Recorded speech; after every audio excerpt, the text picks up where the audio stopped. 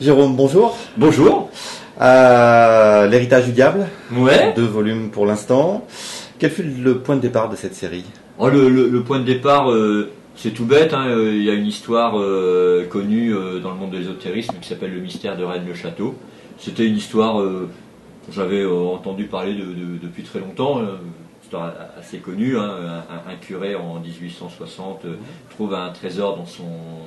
Enfin, devient subitement riche et on soupçonne qu'il ait trouvé un trésor et peut-être des parchemins un peu ésotériques dans son église.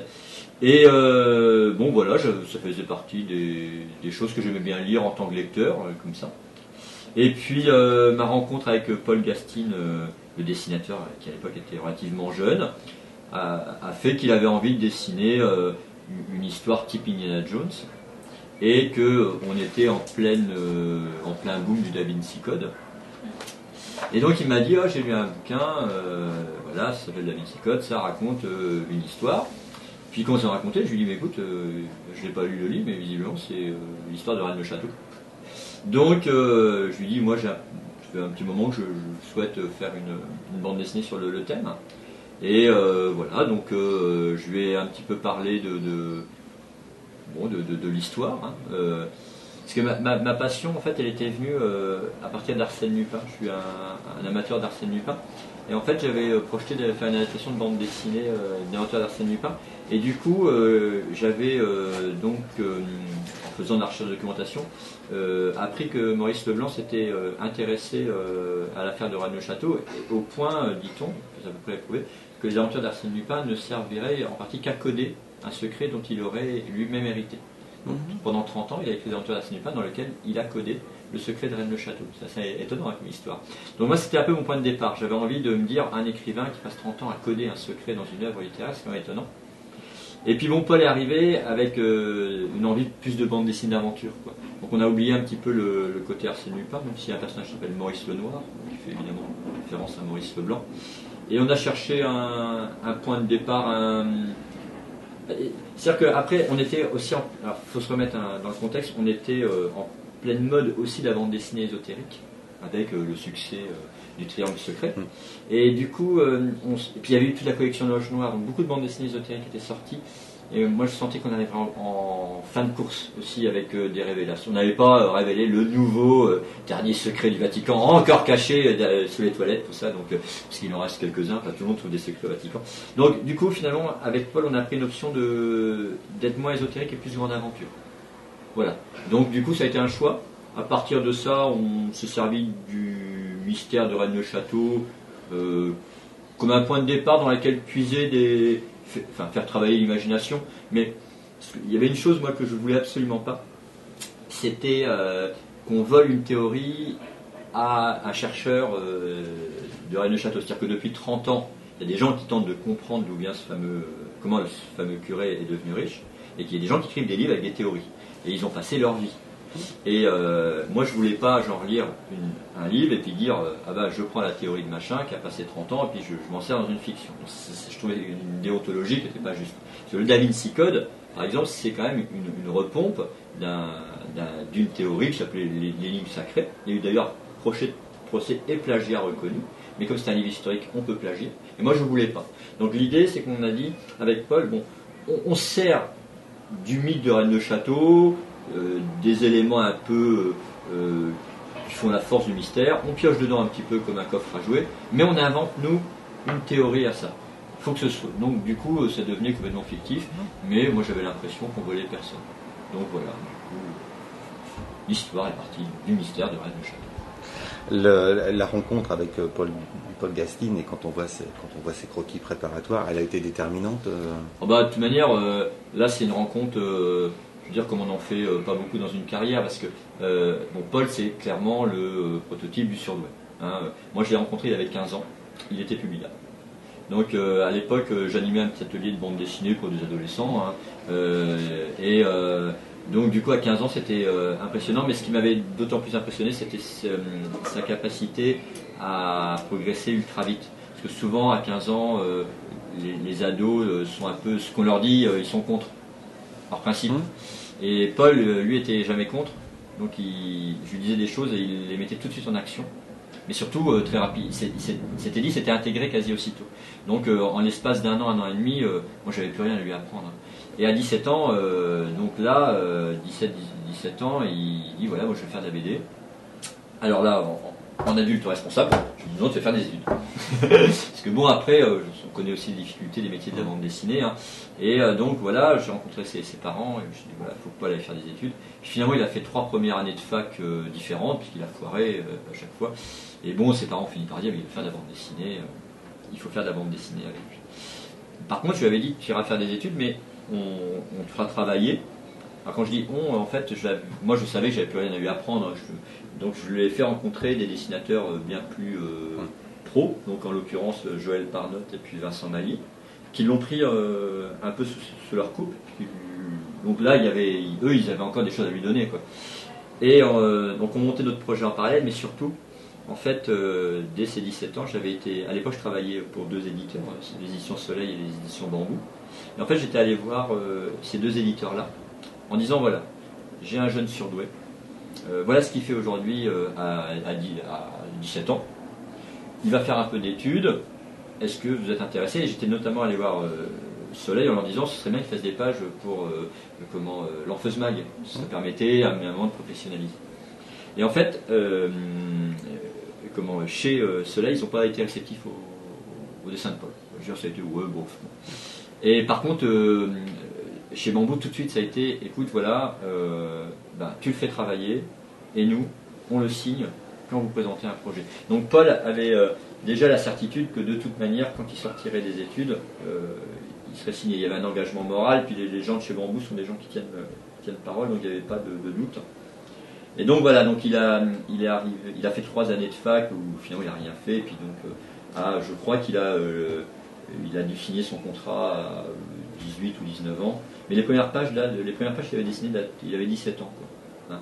Alors après, par contre, il s'est retrouvé dans le cas de figure finalement d'apprendre le métier au cours du premier album qu'il a fait. C'était important qu'il soit encadré justement par Joël Parnotte, Vincent Mailly, il y a Marc Bourgne qui dessine maintenant Michel Vaillant. Donc des gens qui avaient une certaine stature et puis dont lui était... il disait j'écoute, parce que Paul a cette capacité-là. C'est-à-dire qu'il écoute et il intègre. Dès qu'on lui dit quelque chose, c'est intégré. Et là, j'aurais su que c'était pour l'héritage, je vous en remets, j'ai le tome 3 là en cahier, parce qu'il est fini. Et là, ça y est, il a passé un cap, parce que même le tome 2 qui était déjà vraiment beau, aujourd'hui il paraît faible. Et moi je pensais qu'il allait marquer une pause un peu dans la progression.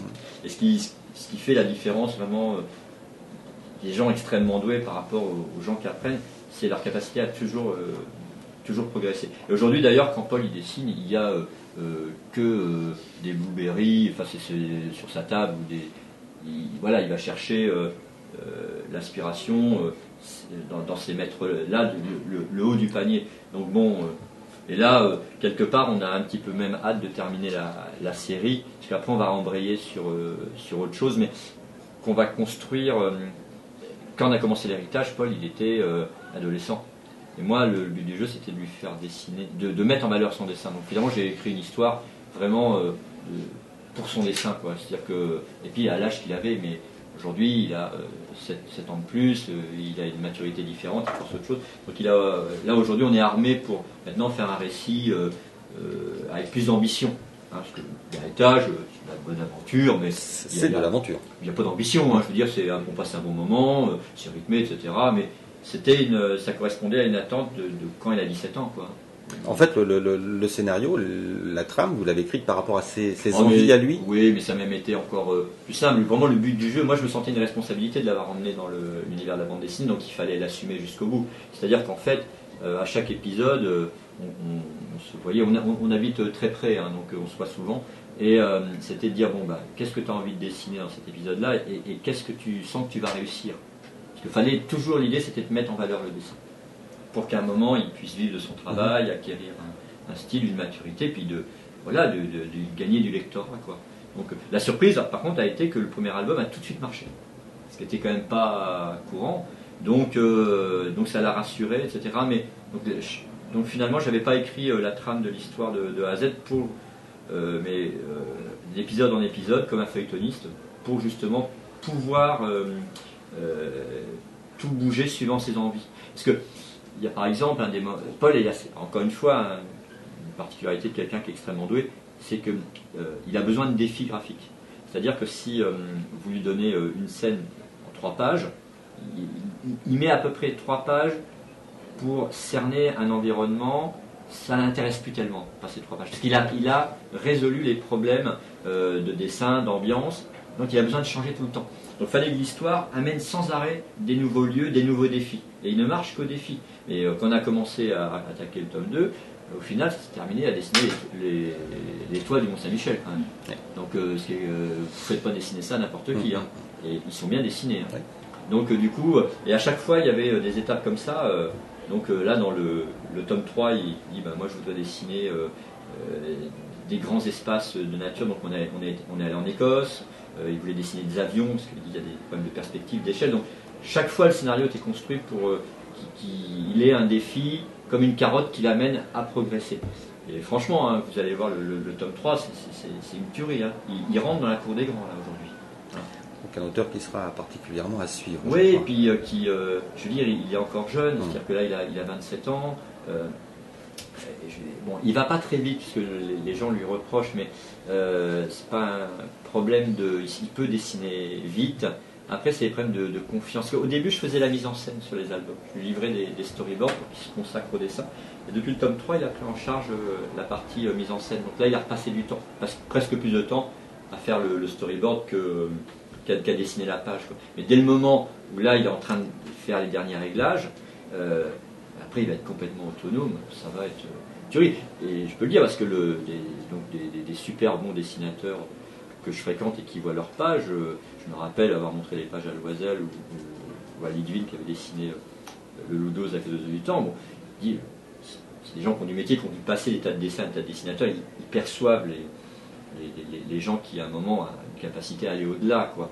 Et là, on se dit, bon, ça y est, il rentre dans la cour des grands. Quoi. Donc voilà, il a des. Il a des envies et il sait tout faire. Parce que ce qui est chouette aussi, hein, c'est ça, parce qu'il a un dessin de grande aventure, mais quand il dessine une expression, une émotion, c'est pas bancal, quoi. Je veux dire, il pourrait aller dans un registre de la BD émotive comme de la bande dessinée humoristique. Ça aussi, c'est signe de maturité graphique, capable de tout faire. C'est étonnant. Et moi, c'était un plaisir et un apprentissage aussi personnel de voir quelqu'un grandir comme ça. Parce que je l'ai vu, j'étais à côté de lui, et c'est incroyable. Je suis sûr, on se dit, mais c'est pas possible, il s'arrête tout, quoi. Et aujourd'hui, je me dis, il s'arrête pas, quoi. Donc, je le vois, quoi. Et les copains qui viennent à la maison, et on mange tous ensemble, quand Paul il sort ses pages, je vois Joël Parnotte, qui comme quelqu'un qui a fait une belle carrière, ou Vincent Vanier, mes super copains, je vois les pages de Paul. Aujourd'hui, c'est pas, on regarde pas les pages du jeune à qui on apprend. On regarde les pages de quelqu'un qui est à notre niveau, quoi. Et Joël me disait, moi je regarde ces pages, j'apprends des choses maintenant. Donc voilà. C'est une belle histoire. Hein. Rennes-le-Château, 19e. Pourquoi avoir choisi de placer l'intrigue dans les années 30? Ouais, alors là, il y a 2 raisons toutes simples. La première, c'est parce que Paul avait préféré dessiner cette période-là. La deuxième, c'est un peu une raison éditoriale. Ça fait tout de suite penser à Indiana Jones. Donc, et Paul, c'était vraiment sa référence. Et ça permettait aussi de dire, on prend Rennes-le-Château, mais vous voyez, c'est pas la vraie histoire, parce que c'est déjà même pas la même époque. Donc voilà. Donc, en plus, c'est une période qui se prête bien à l'aventure. Hein. On est au début prémisse d'un conflit. Alors vous allez voir, parce que finalement, la série va se terminer avec la Seconde Guerre mondiale. On va récupérer un événement historique qui va conclure la série. Donc il nous fallait une situation de juste avant-guerre. Moi, j'aurais préféré la Première Guerre mondiale, mais l'éditeur m'a dit le contexte est plus compliqué à expliquer au lecteur, alors que la Seconde Guerre mondiale, les méchants, c'est les nazis, c'est simple, on part tout de suite dans l'aventure. Et dans les récits comme ça, il faut il faut que c'est du rythme. Voilà. Donc du coup, il faut privilégier toutes les solutions qui permettent au récit d'avancer sans arrêt. Voilà. Donc et l'éditeur donc était bien content de pouvoir revendiquer un côté Indiana Jones, au point même d'avoir mis une typo sur la couverture relativement proche. Mais nous, on n'était pas très pour, hein. Et en fait, l'éditeur était malin parce que plein de gens en fait nous ont dit avoir fait l'acquisition de la série par cette proximité, en disant finalement de la bande dessinée d'aventure, je veux dire la grande aventure avec un souffle épique, il n'y en a pas tant que ça. Et là, ben, la typo nous donnait envie d'aller voir, on ouvre et on sent que le bouquin va avoir du souffle. Puisqu'on a bien aussi, je trouve que c'est fait par rapport à Indiana Jones, c'est qu'on a mis de l'humour aussi. Parce que beaucoup de récits ésotériques, par exemple, c'est quand même des fois sérieux, il y a un côté un peu érudit.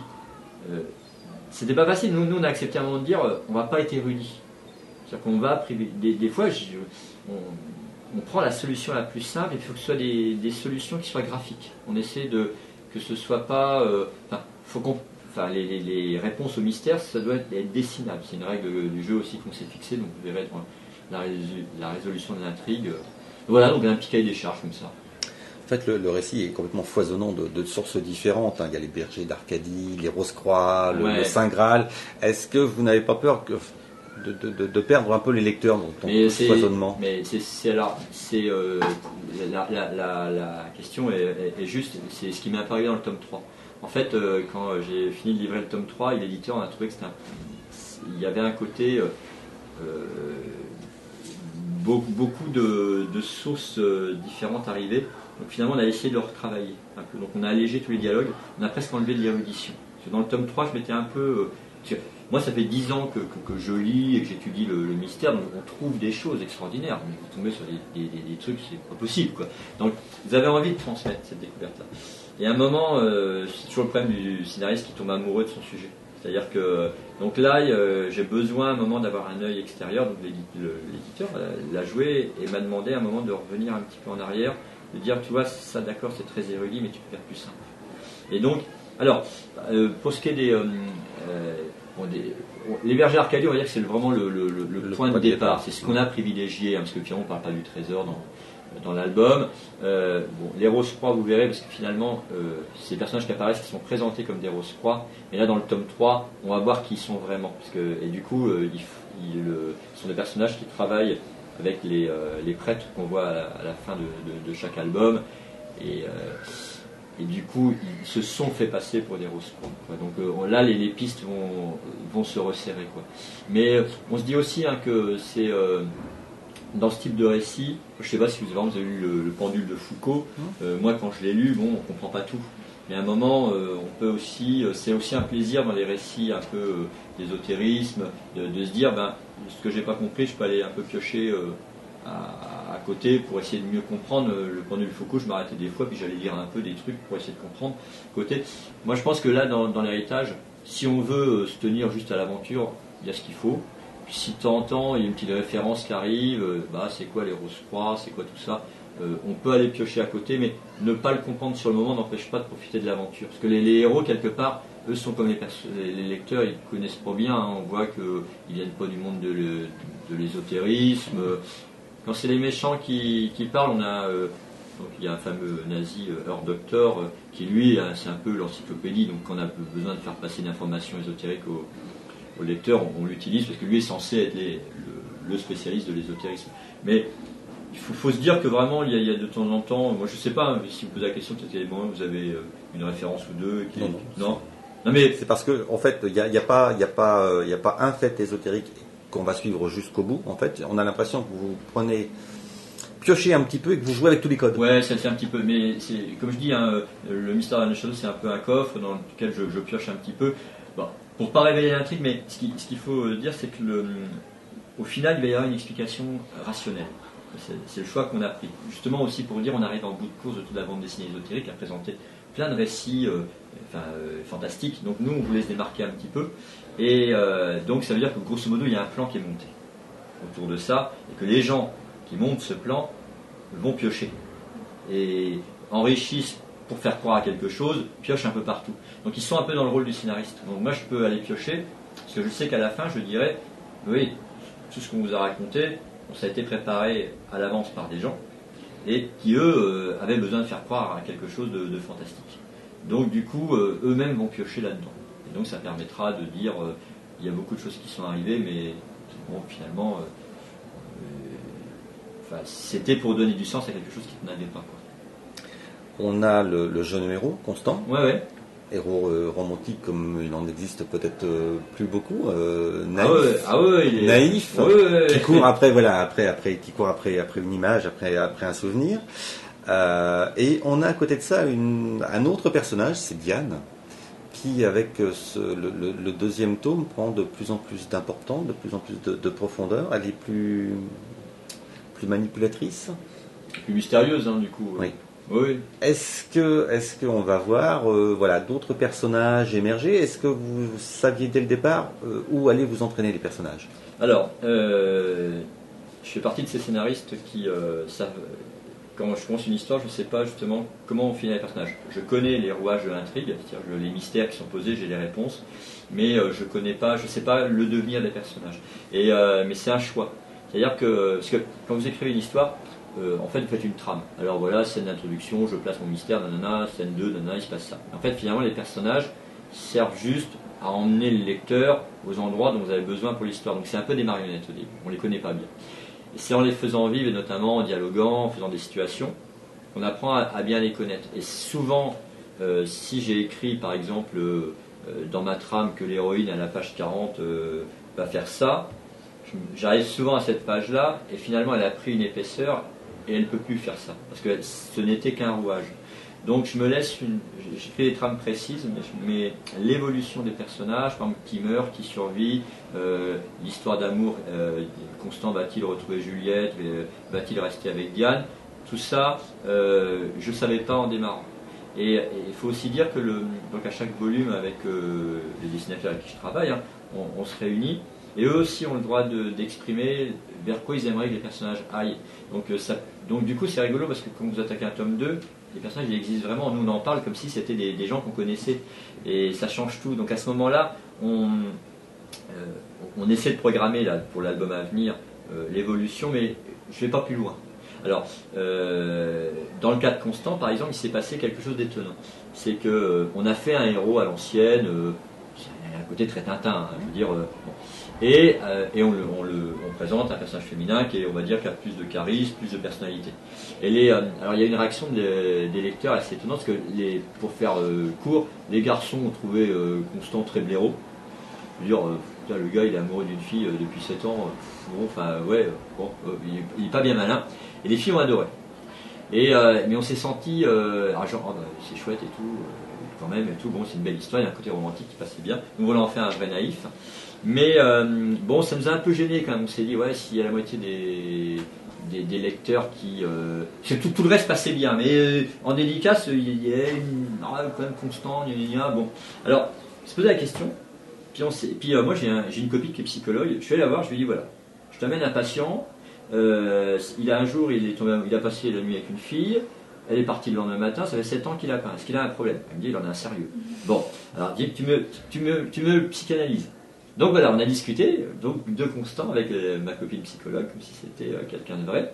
Et donc elle m'a dit, ah ouais, donc il est obsessionnel, machin, etc. Donc on a trouvé une cause à ça. Et donc dans le tome 3, vous allez voir, il prend de l'envergure. Parce que du coup, on révèle que finalement,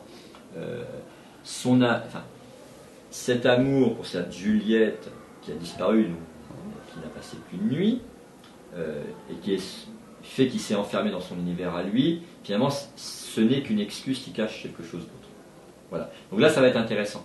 Parce que du coup, il va prendre une envergure, et vous le reverrez, vous relirez les albums d'un point de vue différent. Et ce qui est rigolo, c'est que dès le moment où il prend de la consistance psychologique, le dessin de Paul a suivi. C'est-à-dire que si on regarde les 2 premiers volumes, Constant, c'est le personnage qui a le visage le plus lisse. Il a un vrai côté Tintin. Et bien dans le tome 3, il prend des rides, il devient un peu plus carré, il prend des cernes, c'est incroyable. Et ça se passe à la case où on révèle finalement que cette histoire de passer une nuit avec Juliette cache quelque chose de plus dramatique. Donc voilà, ça c'est encore incroyable. Hein, voilà, donc on l'a psychanalysé, et puis Diane, après, c'est un petit côté Lara Croft, donc du coup, elle est plus mystérieuse, c'est elle qui porte les mystères. Maintenant, c'est toujours pareil, c'est le principe, vous prenez 2 personnages qui s'opposent, vous les faites se rencontrer, puis ça donne des des situations un peu cocasses. Là, ce qui est rigolo, c'est que c'est elle qui se bagarre, qui l'entraîne dans l'action. Mais dans le tome 3, il prend une envergure et puis il va faire des choix, quoi. Donc voilà, il faudra relire les 2 premiers en se disant, maintenant on connaît son secret et ça explique des choses. Mais ce qui est marrant, c'est que nous on ne le savait pas au début. On a commencé l'intérêt un peu de séances de dédicaces comme ça, où on peut être à l'écoute de gens. Voilà, donc, et puis surtout être capable de réagir et d'accepter de réagir en fonction ouais, des lecteurs. On n'a pas la science infuse. Après, je veux dire, si on fait une séance de dédicace, ça peut pas être que pour recueillir les j'ai bien aimé, merci beaucoup, etc. Je veux dire, on est au service des lecteurs. Donc, si quelque chose à un moment gêne, s'il n'y a que quelques personnes, on assume des choix. Mais là, on sentait qu'il y avait quelque chose que, pour les garçons, c'était pas possible. Quand même. Il y avait un truc. Et du coup, moi, j'avais écrit le personnage parce que à l'époque, où on avait démarré l'histoire, Paul sortait d'une rupture amoureuse. Alors, je sentais qu'il fallait que ça lui parle, quoi. Donc le personnage. Donc du coup, il avait un côté un peu romantique. Donc voilà, c'était calqué sur lui, mais c'est calqué sur lui il y a 7 ans, quoi. D'accord. Donc aujourd'hui, lui-même a mûri, et le personnage a mûri. Donc c'est sympathique parce que souvent dans mes histoires, comme les personnages, quand ils arrivent au bout, ils ne sont pas les mêmes, quoi. Et d'ailleurs, je ne peux pas faire de suite, parce que souvent, je sens bien que je les emmène au bout de leur personnalité. Ils font des parcours vraiment... ça, c'est un truc que je redécouvre un petit peu avec le recul. Ouais, les personnages que j'invente font vraiment des parcours assez étonnants dans les albums. Mais souvent, soit ils résolvent vraiment leurs problèmes et ils s'en sortent, soit ils vont au bout de quelque chose, c'est un mur. On me demande ce qu'il y aura des suites et je n'arrive pas forcément à trouver, parce que je pense qu'ils ont tout donné, quoi. Donc, bon, du coup, voilà, personnage. On va attendre le tome 3 maintenant avec beaucoup d'impatience. Ah oui, c'est une pure beauté, hein, je vous jure. Là, Paul, il a fait 4 pages du tome 4, et là, c'est vraiment... je vous dis, hein, moi, je pensais que je fais ma promo, mais je vous jure, là, je suis aussi lecteur de BD, je suis le premier spectateur de son travail, je ne reviens pas, quoi. Et d'ailleurs, c'est même dangereux, parce qu'à un moment, quand on est scénariste, on peut presque s'habituer à ce que ce soit fabuleux. Et je sais toujours leur dire que je vais les pages de Paul, c'est un moment, mais quelle chance tu as, quoi. Alors, ne l'oublie pas. Dis-toi que c'est des pages extraordinaires, quoi. Ça ne sera pas tout le temps comme ça, quoi. Chaque page, c'est un bonheur, quoi. Ah ouais, je vous dis, il est promis à une carrière magnifique. Il y a le seul petit truc, là, c'est son temps de réalisation, qui ne correspond plus à l'attente. Maintenant, le lectorat BD veut la suite immédiatement, hein. Quand on a commencé à avoir 2 ans d'écart, ça existait encore sur des séries. Aujourd'hui, là, c'est dur. Je pense que la prochaine série qu'on va faire, ça va être de l'Oreille Fantasy, mais on va partir sur des one-shots, hein, des one-shots de 70 pages. Et puis, aussi, comme je vous dis, il a besoin de défis graphiques. Là, aujourd'hui, il commence à sentir qu'il maîtrise vraiment bien son sujet. Alors, il commence à s'attaquer à la couleur aussi. Et là, par exemple, les couvertures, c'est lui qui les a peintes. Et je soupçonne que c'est même pas je soupçonne, c'est que il va sûrement peindre le prochain album. Alors là pareil, parce que autant on a la chance, on a Scarlett, coloriste super, qui a quand même travaillé sur des Blueberry, mais quand c'est un dessinateur qui colorie, il fait pas que le coloriage, il redessine à travers. Et là moi j'ai vu des premières pages couleurs, d'ailleurs Scarlett, notre coloriste, appelait Paul en disant mais attends, mais moi je vais faire quoi, genre, alors qu'elle a 25 ans de métier, c'est l'une des meilleures, et là ça va repasser un cap, quoi. Vraiment, quand il va apporter la couleur à son dessin, je rassure Scarlett, je continuerai à travailler avec elle. Sur les autres séries, il n'y aurait pas de souci, mais voilà, ça fait partie, il a tout en main, je veux dire, tout en main, il est jeune, il sait tout faire, en dédicace c'est étonnant, hein, par exemple, il fait jamais la même, puis il y va. Comme ça, il y a une dame, une fois, la dernière à Saint-Malo, qui arrive, il dit « moi je suis fan de tango. » Ah, génial, j'ai jamais dessiné de tango. Il prend une grande feuille, il a dessiné un bal de tango. Un truc, mais c'est pas possible, quoi. Je veux dire, il fait ça et tout. Alors derrière, il y avait une queue énorme. Alors il y avait un livre, il dit « si tu pouvais un peu accélérer. » Il dit « non, je n'ai jamais dessiné de tango. C'est beau, je veux savoir comment ça fait. » Des trucs, mais on voyait une page de danseurs de tango arriver devant les yeux. C'était vraiment... magique, quoi. Du coup, non, vous le reverrez. Moi, peut-être pas, mais lui. Du coup. Il nous reste à vous remercier, Jérôme. Bah non, c'est beaucoup de ce temps. Bah non, c'est moi qui vous remercie. Plus, enfin, je veux dire, et là c'est la passion vraiment qui vous anime. Mais ouais, mais je vous dis, c'est. Non, puis moi je l'ai vu jeune, je le vois maintenant s'épanouir dans son travail. Enfin, je veux dire, il y a une satisfaction aussi de. Parce que c'est rigolo, parce que, enfin, je laisse pour terminer, mais quand il avait, je sais pas, 17 ans, donc voilà, on travaillait sur les pages, il était venu à Saint-Malo, je l'avais emmené, je crois, et il était allé à la rencontre pro-auteur. Puis il avait vu un scénariste, je ne dirais pas qui, mais qui a pignon sur rue, et qui lui avait dit, oh, ouais, non, c'est pour. Des gens qui ne peuvent pas voir à l'évidence, que genre, gros. Puis comme il dit, un an après, j'en revenais jouer, j'avais mon album. Enfin, et je me dis, c'est pas possible qu'il y ait des gens qui ne puissent pas voir. Mais c'est comme Soleil. Enfin, je veux dire, ça me semble aberrant aujourd'hui de me dire, Soleil ont vu passer ses pages. Alors, ce qui manquait pour Soleil, je pense, c'est qu'il avait une narration qui est très, très franco-belge. C'est-à-dire qu'il ne les fait pas d'éclater, mais qui vient aussi de moi. Hein, parce que moi, je demande souvent aux dessinateurs avec qui je travaille d'être très lisible. Hein, de ne pas forcément chercher les faits pour les faits. D'ailleurs, dans le premier tome, c'est moi qui disais à Paul, fais pas de cadrage compliqué, reste à hauteur des humains, c'est un personnage simple qui raconte l'histoire. Maintenant, elle aime bien, on sent que ça l'a, j'ai peut-être pas eu tout à fait raison, mais peut-être c'était ça qui manquait à Soleil, ce côté, genre, ah bah oui, mais il fait pas des contre-plongées, du coup, donc, ça peut... C'était quand même extraordinaire, quoi. Là, les dessins que certains, là, ils faisaient partie du dossier avec lequel... il était arrivé à 17 ans, ça c'était des trucs, il faisait ça à 16 ans. Hein. Il leur a montré. C'est magnifique, c'est tout bonnement magnifique, c'est vrai. Ouais, donc voilà, mais il faudra que vous l'interviewez, parce que vous allez voir, c'est un personnage, Paul. Ah, si on peut le rencontrer, ouais. Ouais, bah, il sera l'année prochaine, parce que l'album sera sorti, donc il est